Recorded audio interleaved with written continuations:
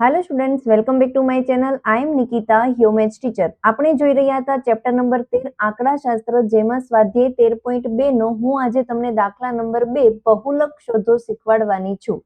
એ પહેલા જો મારી ચેનલમાં પહેલી વાર આવ્યા હોય તો પ્લીઝ સ્ટુડન્ટ ચેનલને સબસ્ક્રાઇબ કરી દેજો, વિડીયોને લાઇક કરજો અને તમારા ફ્રેન્ડ સુધી વિડીયોની લિંક શેર કરજો, જેથી આપણે આપણી યુટ્યુબ ફેમિલીને ગ્રો કરી શકીએ.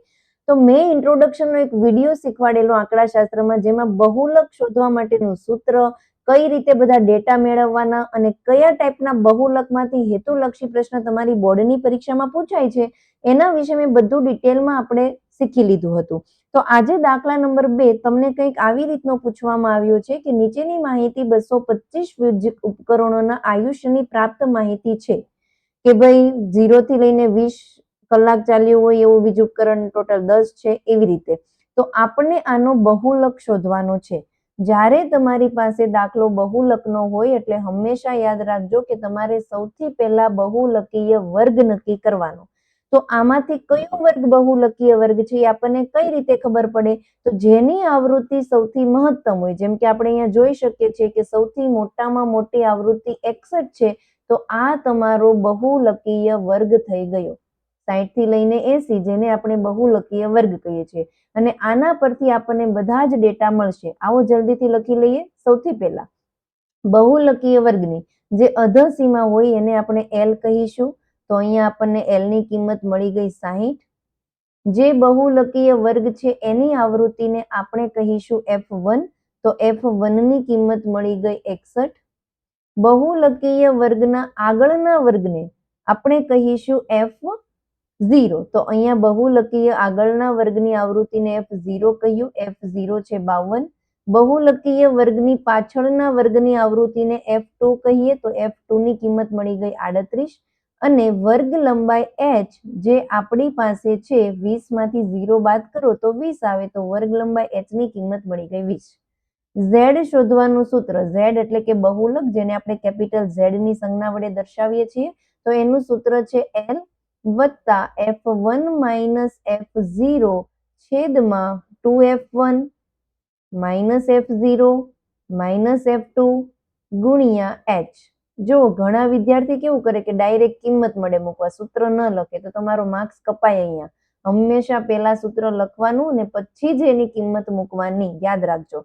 ચલો, એલ ની કિંમત આપણને ઓલરેડી મળી જ ગઈ છે. કેટલી છે? 60. તો અહીંયા લખીશું 60 વત્તા F1 ની કિંમત છે 61 માઇનસ F0 છે 52 છેદમાં 2 ગુણ્યા F1. F1 61 છે ને હું 61 નો ગુણાકાર 2 સાથે કરી નાખું તો 61 ગુણ્યા 2 122 માઇનસ F0 ની કિંમત આપણી પાસે છે 52 માઇનસ F2 ની કિંમત છે 38 ગુણ્યા h એટલે કે વર્ગ લંબાઈ, જેની કિંમત છે 20.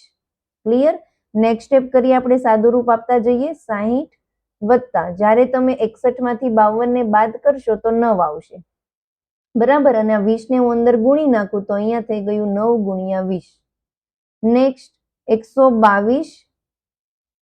અહીંયા તમે જુઓ 52 અને 38 બંનેની સંખ્યા કેવી છે? બંનેની નિશાની કેવી છે? માઇનસ. તો જ્યારે બંને ઋણ સંખ્યા હોય ત્યારે બંને સંખ્યાનો તમારે સરવાળો કરવાનો અને નિશાની તમારે આપવાની રહેશે માઇનસની. તો જ્યારે આપણે આ બંને સંખ્યાનો સરવાળો કરીએ તો આવશે તમારું 8 ને 2 10 નો 0 વધી 1 6 ને 3 9 90, પરંતુ નિશાની આવશે માઇનસની, બરાબર.